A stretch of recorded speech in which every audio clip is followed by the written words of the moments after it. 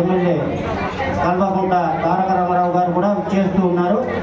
వారు వచ్చిన తర్వాత తలంబ్రాలు మిగతా పూజా కార్యక్రమం వివాహ మహోత్సవం అంతా కూడా జరుగుతుంది. అంతా భక్తులంతా కూడా అందరూ కూడా శ్రీరామ జయ రామ జయ జయ రామ